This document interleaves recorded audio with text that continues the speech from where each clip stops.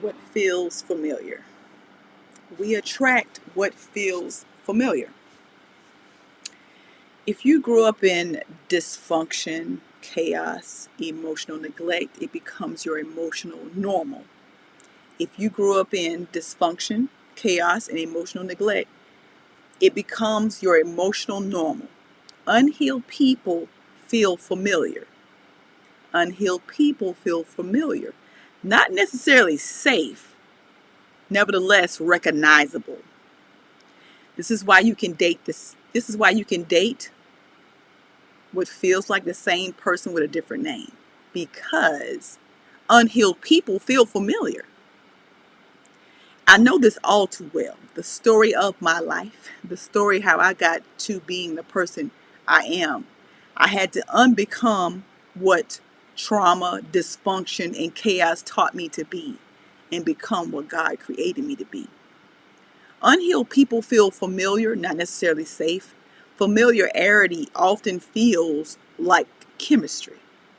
Oh, we just connect. We just vibe. We just, that's my person. When it's really an old wound trying to reenact itself. That's the reality. Familiarity often feels like chemistry when it's really an old wound trying to reenact itself. Our unhealed parts look for healing in others. Our unhealed parts look for healing in others. I gotta give you this little thing here. Our unhealed parts look for healing in others. When we haven't healed our emotional wounds, we may unconsciously try to fix others as a way of fixing ourselves. Raise your hand if this is you. I'm gonna keep my hand up because I'm all of it. I'm all of this. I was all of this. Choose partners we can rescue or change, or think we can. Mistake emotional intensity for love. This creates a one-sided, draining relationships rooted in trauma. Not true. And you feel like you're the only person doing all the work. You feel like it's just you. You like you. I'm fighting for the relationship and you're not. This creates a one-sided, draining relationship rooted in trauma. Not truth. When we don't yet believe we deserve healthy love, low self-worth attracts low investment love. Low self-worth attracts low investment love. If we believe love has to be earned, chased, or survived, we'll tolerate people who make us prove we're worthy. If we believe that love has to be earned, chased, or survived, we will tolerate people who make us prove we're worthy. Healing teaches you to stop auditioning for love you already deserve. Healing teaches you to stop auditioning for love you already deserve. There was a time when I was in a relationship. I was in several relationships, first of all. But this one here, it really rocked me to my core. It turned my life, what I thought back then was upside down, but really it turned it right side up. Because it was yet again another failed relationships. And I remember sitting on my bed asking God, why me? Why this? Why am I here again? I could clearly hear the Holy Spirit say, why not you? Why not you? Why not you? You see, we have a tendency to blame everybody else. Well, they were bad and they did this. And I was doing that. I was like, don't date your coworkers. You can't trust people and you think you know somebody and one day you don't know them and people turn into strangers. And I was saying all these things from that unhealed, from that hurt, bitter place. Because at the end of the day, I chose this person to be in my life. We all choose these people. And you can blame them. You blame them all day long, but that ain't going to help you. The people that hurt you are not coming to fix you. They're not coming to rescue you. You are your own rescue. You are. Nobody's coming to rescue you. One day I got sick and tired. I got sick and tired of being sick and tired. I began to get into personal development, to receive coaching that transformed my life, that made me become a certified neurotransformational results coach. And it just opened the door for so much more for me. And it was just, it's unlimited. I began to invest in myself. I began to learn. I began to grow. I began to heal. And in return, I began to share my story in hopes to help other people heal by showing them my scars. Because at first I was showing them my wounds. You see, I was in these relationships, and all me and the other person was doing was putting band-aids on something that needed surgery. They had some issues going on with them, and unconsciously I thought if I fixed them, if I saved them, if I rescued them, that would rescue me. Like, I thought that unconsciously. I wasn't aware of it at the time. And a lot of times when I'm talking to people and I'm sharing these experiences with them, these are true life experiences. These are my experiences, right? And so I hear them say, oh, no, that's not me. Oh, no, that's not the case. And I know when pain has the microphone, because my pain had the microphone for so long. So I know when pain has the microphone. So my question to you, does pain have your microphone? Does pain have your microphone? Well, I can do bad by myself. I'm going to be single because I can't trust nobody. I ain't looking for nobody. I don't got to ever get married. And pain. I know what pain sounds like because that was me. I was screaming this stuff. My first videos, if you go look back at those videos, I was mad. I was pissed. I was bitter. And I was stuck. That pause is intentional. I was stuck. And I didn't know how to get unstuck. Because let me tell you something about when you get stuck in a ditch. When your car gets stuck in a ditch, do you get out and pull it out? You got to call a tow truck to help get you out. What is a tow truck? That's therapist, that's a coach, that's a mentor, that's somebody that can help you do something that you can't do by yourself. Because if you could, you already would. A lot of times, we don't know how to ask for help. We make excuses instead of making adjustments. We're too busy pouring on things on our body instead of working on what's going on in here. Because you can dress all of this right here up, but inside, that's the truth. When you look in the mirror naked, you know your truth. You can put on that facade all day long.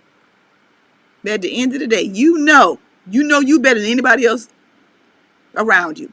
Our biggest enemy is the inner me. Unhealed energy speaks louder than words. Even if we say we want healthy love, even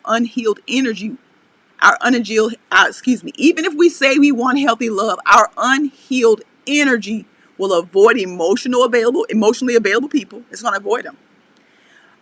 It's going to repel stability because it feels boring. And I did all of this stuff. Oh, they are square. They too. No, I don't like them. They boring. Give me a thug. Give me somebody that, sell a little dope. Give me somebody that's a gangster. Like, give me somebody that's on the edge. Like, I like that. Cuss me out. Call me out my name. That's normal to me. No, that was dysfunction. We attract those who mirror our hidden insecurities. You don't attract what you say you attract. You attract what you believe deep down. I believe deep down that I was not worthy of love. I believe deep down that I just got what I got. I believe deep down that people would leave. So I would get into relationships when I saw that they were doing something that was sideways and I thought they was about to leave. I went on ahead and self-sabotage that thing. Baby, if you can cheat, I'm going to show you how to cheat. I'm going to do it better. Because that's what I do. I leave people, they don't leave me.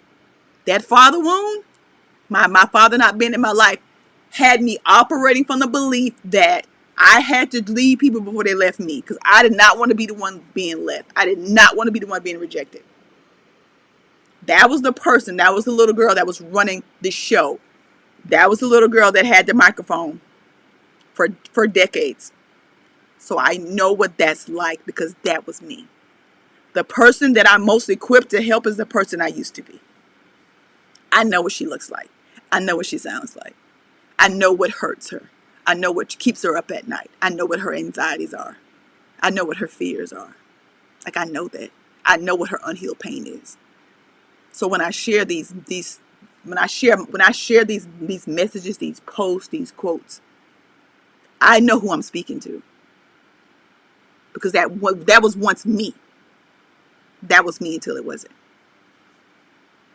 Healing raises your standards. The more you heal, the less drama feels like love, the more peace feels like home. You'll stop choosing people based on your trauma and start choosing based on your truth. There was a time when I could not sit in a room in complete silence. I could not sit with myself. I could not be alone. I didn't know who I was. Why would I want to be alone with me? I didn't know me. I was scared. God set me down. He kept plucking them people out of my life.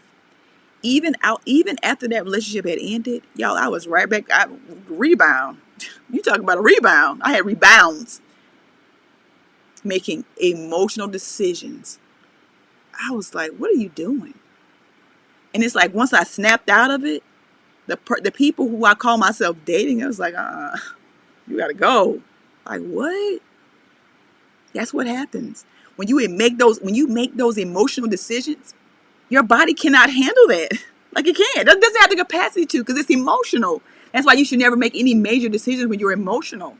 Because when emotions are high, intelligence is low. I got matching tattoos, got an apartment in my name for somebody just wanted to get out of my house. Like, I did these things. Got a car trying to get back at somebody. I had to make them car payments. Girl, bye. Like, what are you doing? I did that. That was the person who I used to be. Bottom line, you don't attract unhealed people because something is wrong with you. You attract them because something within you is still unfinished. Nevertheless, it doesn't have to stay that way. Heal, and your love life will start to reflect that healing. When you heal, your love life will start to reflect that healing. This is why my YouTube channel, my private Facebook group, the name of my private Facebook group is Journey to Wholeness. And my YouTube channel is Healing Forward. Because it all starts with us healing. When you heal, healing is linear. Healing isn't linear. It's continual. I continue to uncover things about myself. I'm like, I thought I got over that. Oh, you didn't. You didn't, but you didn't. I thought you fully forgave. But did you? It took time. It's a process. It is a process. What I do know, what my calling is, I am my purpose and my calling, I am doing both. And it's because of pain. Pain led me to my purpose. Your pain can be a prison, or your pain can be a passport. It's up to you. The pain that we hold on to. What hurts more, holding on to that pain or letting go?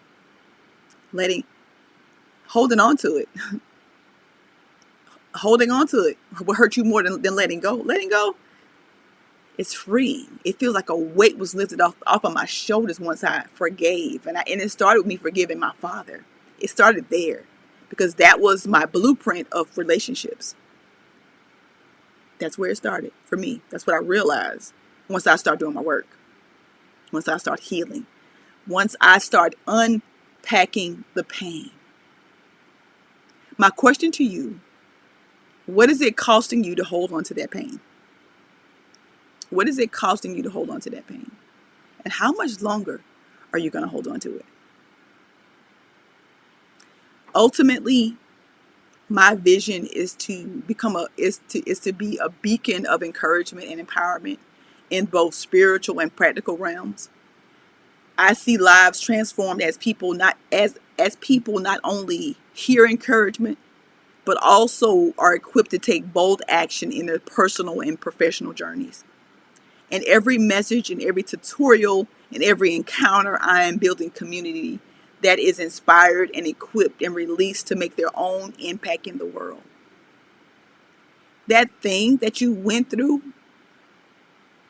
it wasn't just for you. That thing that I went through, those awful relationships wasn't just for me. I would not have nothing to say. I would not have nothing to share if it wasn't for that pain. I no longer let pain have the microphone. I let my soul have the microphone. Baby, I'm not that person no more. I'm not. And I tell my story from on top of it, not from inside of it. It took me time to get from the inside of it into the top of it, so I can share my story without tears welling up in my eyes as they did when I first started. The more I share, the more I begin to heal. That is my personal experience. That is my personal perspective. Not a right or a wrong. It's my experience. It's my truth.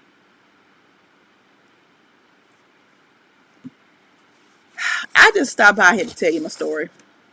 For those who don't know, this is how I got where I got. We attract what's familiar. It all starts with us getting the help that we need so we can begin to heal. Healing raises your standards. It will raise people's access to you. Once you know your value. Healing teaches us to stop auditioning for love you already deserve. You deserve love. You ain't got to fight for it. You ain't got to get in the middle of that bed auditioning for it. You ain't got to cook and clean for no boyfriend, for no temporary person. You are a queen. You are already somebody's wife. Carry yourself as such. I would not be a wife had I not got the healing, had I not unlearned some things. That would have never happened. I never saw myself doing that. I wanted it, but I felt like I loved love, but love didn't love me back. But that wasn't the truth. My trauma changed my perspective. Your trauma distorts your lenses. That's why when I'm talking to people and I'm sharing things, they can't see it because trauma has their eyes, their vision blurred. Trauma has their vision blurred. Trauma had my vision blurred. Hurt people hear differently. Hurt people see differently. They do. I'm telling you, it's the truth. And hurt people also hurt people. I know it's cliche and everybody says it. Nevertheless, it's the truth. It's my truth. It's my experience. If this touches you, if this inspires you to, or it triggers you, right? All of it is fine. Okay? What are you gonna do about it? That's the question. What you gonna do about it? You gonna keep making excuses? You gonna keep blaming everybody else? Or are you gonna make an adjustment? Are you gonna get the help that you need? You gonna reach out for support? I'm here. If it's a good connection, let's do it. And if it's not, I got people I can recommend you to. I just know that nothing changes and nothing changes. The question is, are you tired of pain having your microphone?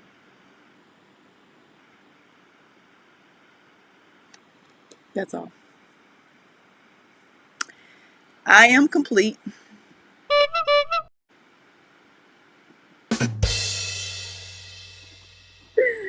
Anyway, I hope this video was helpful. And if you got any question or comments, you want to put it in the comment section, fine. If you want to inbox me, that is fine as well. Just title it pain, and I'll know exactly what video that you're talking about because I got a lot of videos. So title it pain, question, comment, insight, whatever that thing is, okay? I'll see you the next video.